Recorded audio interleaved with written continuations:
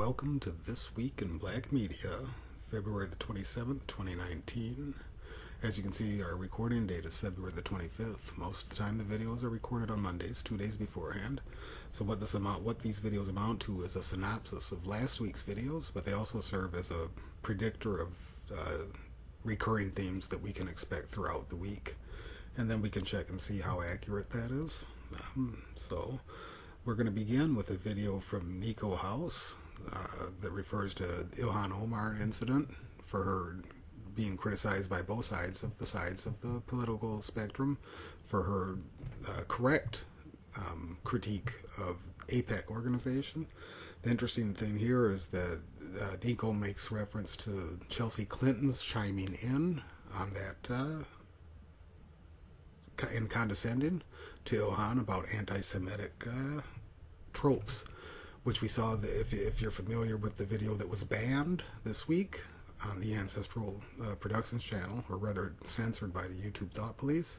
I went into that in detail, addressing that specific incident, and that video was posted before Nikko did this video, so that's an interesting observation of the kind of resonances that I discuss. And it's also important to note that Nikko couldn't have known about the video that I had made either, so it just shows how these themes recur and how that's a positive thing when we're looking at it from the African spectrum, particularly with the descendants of slaves, the ADOS movement, American Descendants of Slave movements that's growing.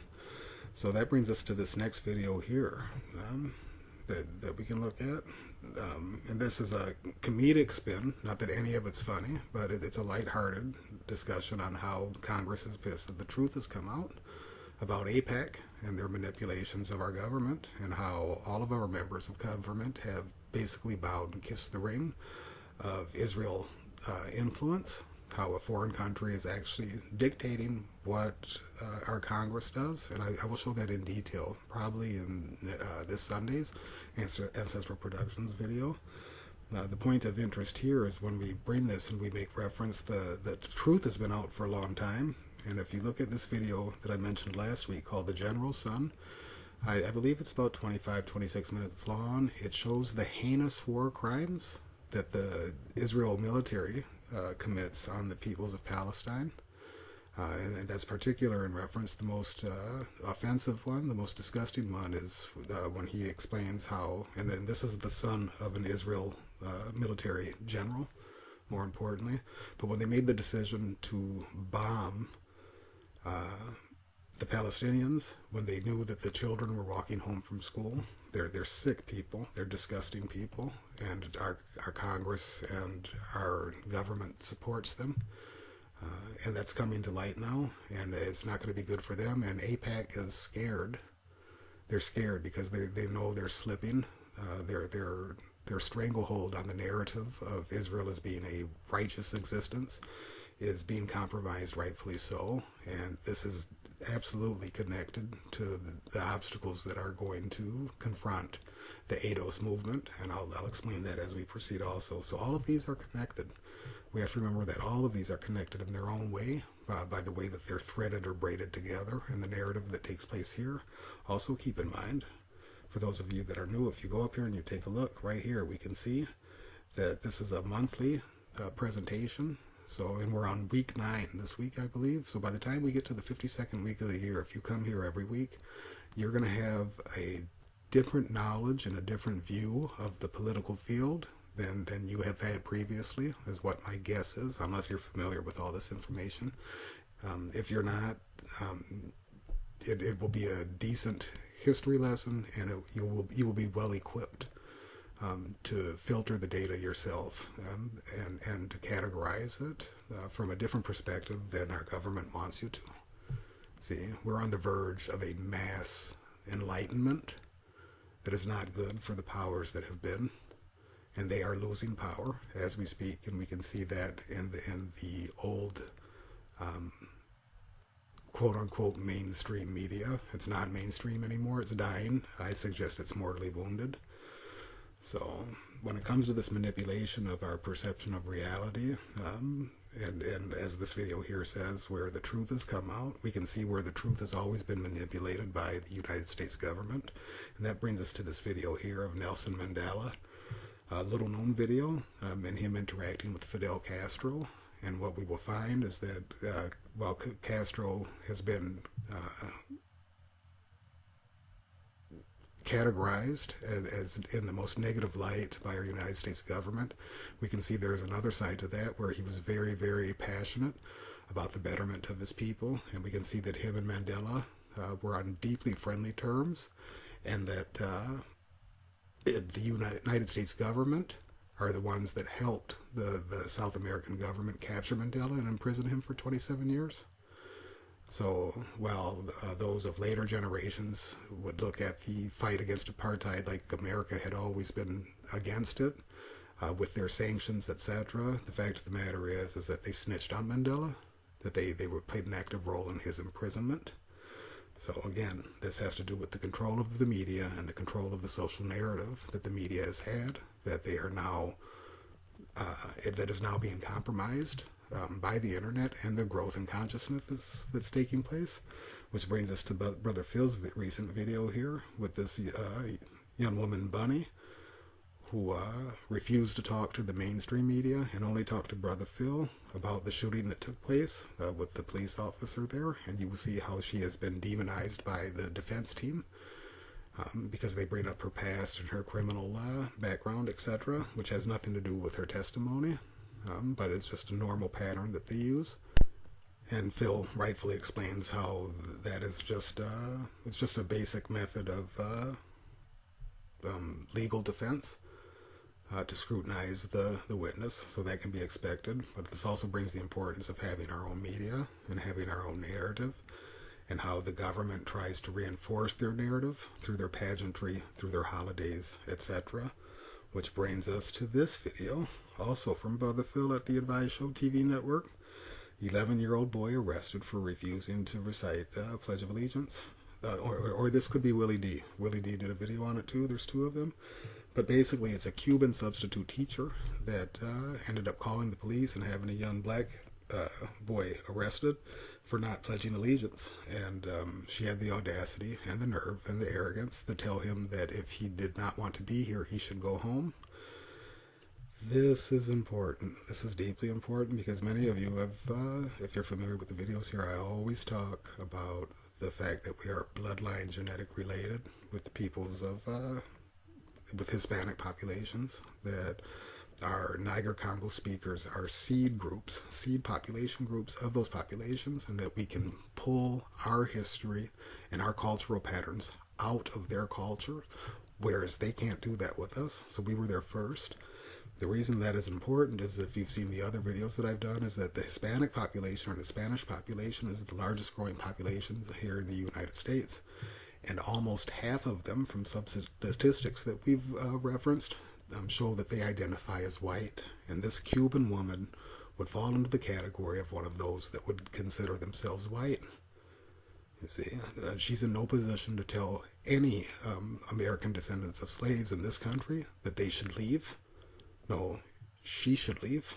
She's got no business making that, and that's why an education about our presence, not only in this country first and foremost, but also within their own DNA, is imperative, so we can deal with them as ungrateful relatives. If you see what I'm saying there, very important.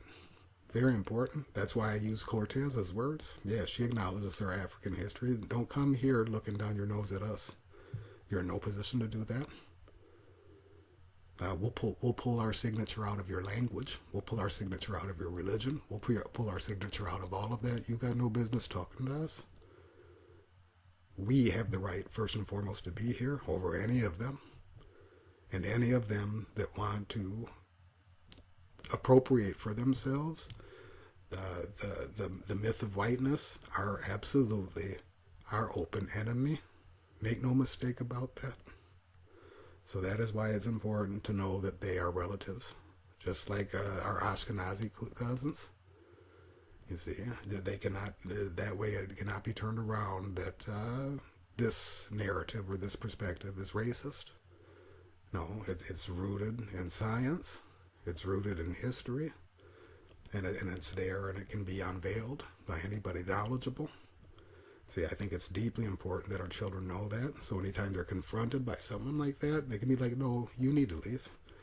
And that's why this ADOS movement is so important, because it can allow us to erect our ancestral spine again. So we can shut down any of that rhetoric. Don't come here trying to appropriate for yourself the myth of whiteness and then look down your nose at us when you have no business being here. Not before us. You have no business to make that distinction.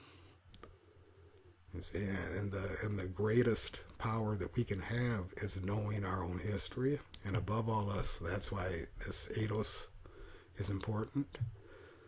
Regardless of what the state of affairs is with reparations, regardless of where it goes. In my time of studying history, in Black history, there has never in our era been a larger jump in group consciousness, nowhere near close to what we're seeing right now since the Civil Rights Movement. So regardless of what happens with that, we need to keep the narrative alive, because it's rooted in historical documents that cannot be denied. As Yvette Carnell, I'm very grateful. She made us familiar with the book, The Half That's Never Been Told. I think that should be broken down and filtered for our youth, that it should be standard part of their education curriculum, along with Dr. Claude Anderson's Powernomics. You see, so any way you cut it, this is positive. It's positive for an awakening. It's a positive for us knowing when our young people come to know that it was the blood equity, and I believe that I got that term from Yvette Carnell. I believe that's where I got it. But it was the blood equity of our ancestors that built the infrastructure of this country. No Cuban, nobody is ever going to be able to come to them with a straight face and say that we are the ones that should leave. When you know your own history, it makes you immune to that. And it brings forth a righteous sense of aggression that is just the truth. So we need to shut all that down. And in my experience and in my research, the best way to do that is to show our presence in their DNA. You don't get to come talk down your nose to us. You don't know your own history enough. So that brings us to the card pulling that Yvette Carnell, drawing lines in the sand. Diversity or justice, pick one. No fence straddling. I will be the first to repeat. I see a common identity in the racism that our brothers and sisters in Palestine have to deal with the racism of the Israel, of the Zionist state. I make the argument, and I have the data that shows that it is the same kind of racism, the same kind of system, the same kind of structure that is used here in the United States by our own government. When you look at the wall that's being erected on our borders, and we look at Israel, we know it's coming from the same playbook. I will be the first to tell you that I have a deep sense of empathy for our brothers and sisters in India, the Dalit people, whom we are genetically related, and all we have to do is look at the fractal architectures of those communities to know that.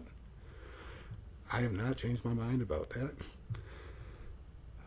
At the same time, make no mistake about it, the American descendants of slaves constitute a specific group with specific rights, with a specific agenda of justice that is exclusive to us. And if you are not a descendant of the American slave trade, you are not a part of that. That's not racist. They're going to try to turn it around to be racist. But that is just, it's accurate. It's accurate. And it allows us a common identity. Descendants of slaves, we were much more talented and skilled and intelligent than that. That's a whole different narrative, but I accept that title as a political movement. As a political movement. And we will see that genetically we are E1B1 populations across the board, and that's a different tangent. But we have a unique, we constitute a unique group that has been, no group has been treated worse in human history. In our recorded history, no one has been treated worse longer. And we have a right to justice. And our assertion of a right to justice should not be conflated with anybody else's cause. Doesn't mean we can't have compassion for others' causes. Doesn't mean that we cannot support others' causes.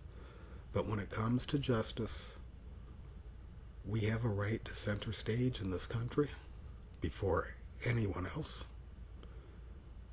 And the records of history show that beyond any reasonable doubt.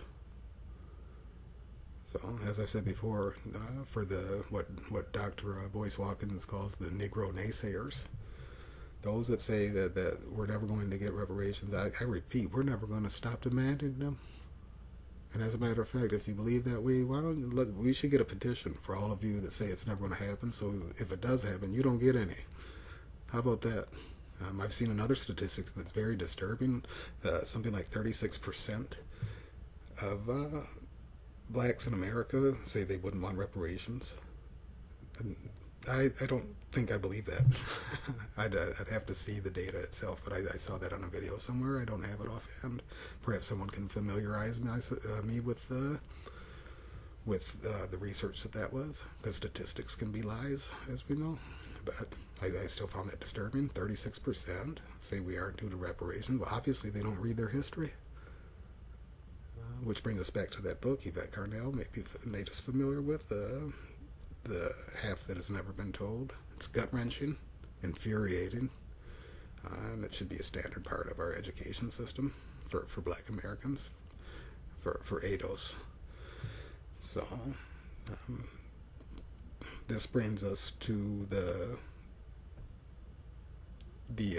control of the media and for the marginalization of certain social messages, which brings us to Marianne Williamson's, the first politician to address reparations. And according to her, I think over 20 years ago, she was talking about reparations.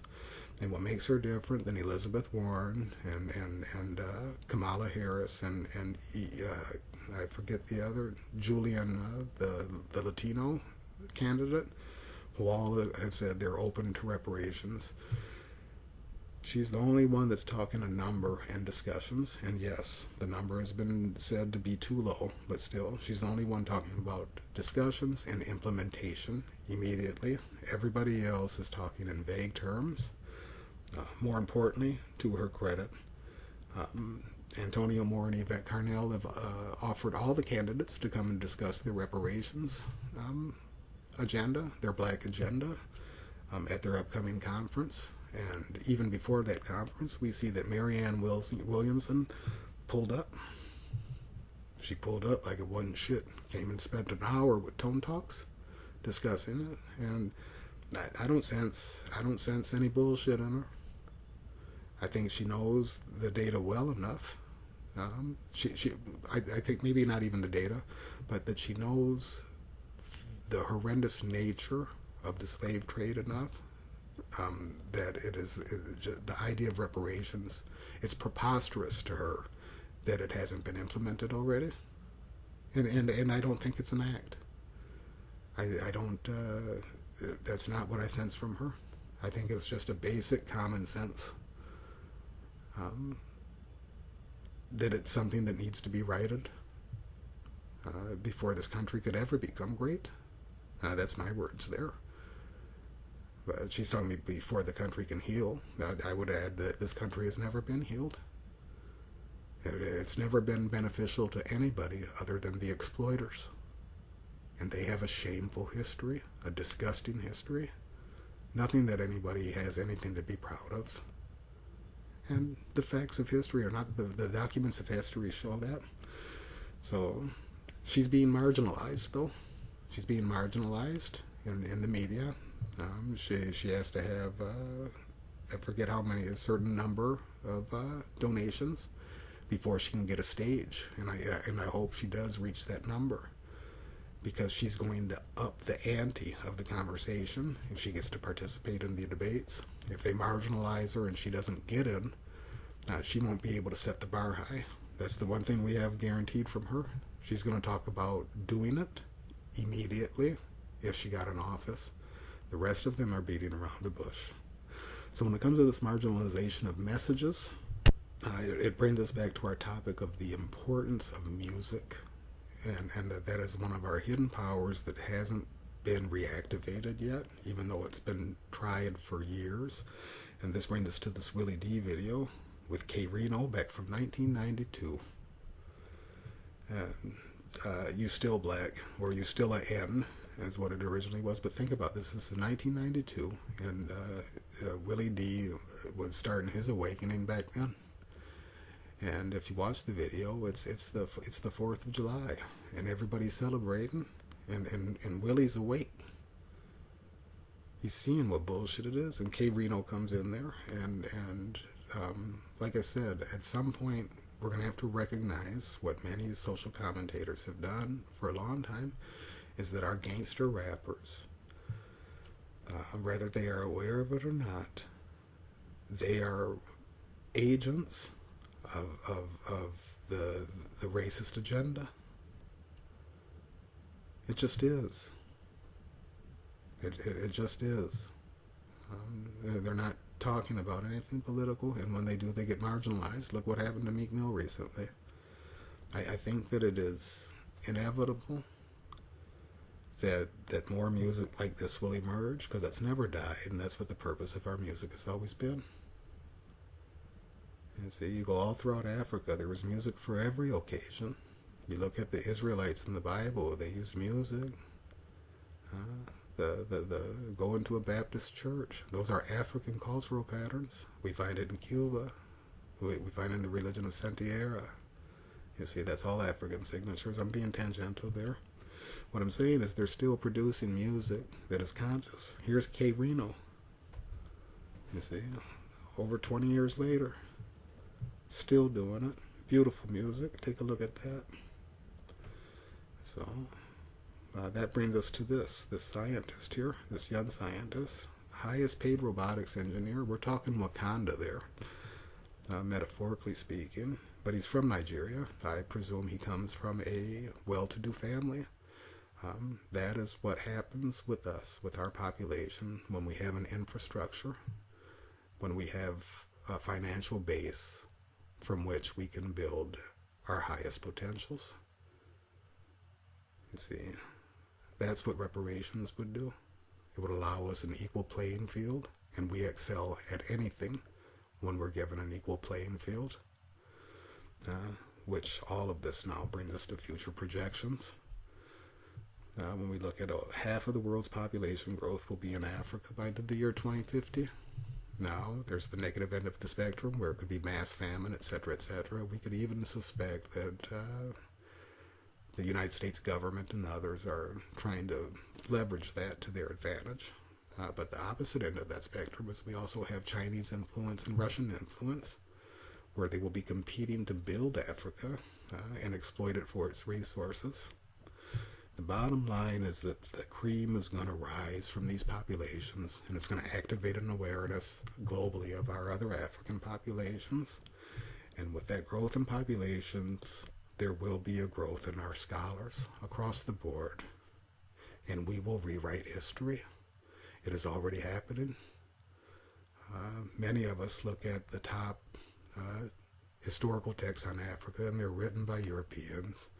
We look at the ancient wisdom tradition texts, and they're written by Europeans, and the dissemination of the information is guarded by Europeans, where they don't want the upswell that is emerging and inevitable to come out and redefine the historical record. I assure you, that's what's in progress, and I can assure you that they don't want more accurate narratives to come forward. The future as it sits, Europeans won't be allowed a stage to discuss Africa. Not to Africans. They will be shunned, rightfully so. Their story about themselves will be ignored. We won't care. I already don't. And that's not an issue of denial. It's an issue of being well educated about their history. I have a deep desire to share what I know with others. And it's coming.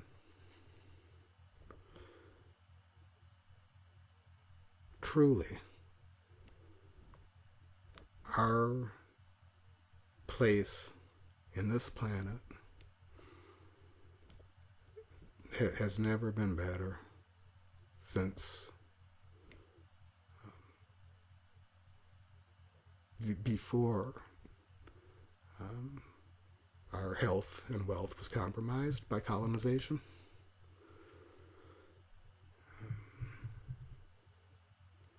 They are losing power.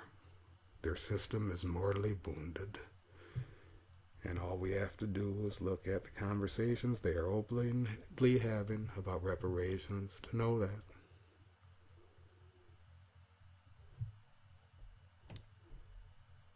Our ancestral backbone is being erected. The great Tekken of Africa, so to speak. And on the spiritual level, I have some other things to share. I promise you I cry no wolf there. So, that is it for this week. And as always, until next week, continue to support and watch Black media.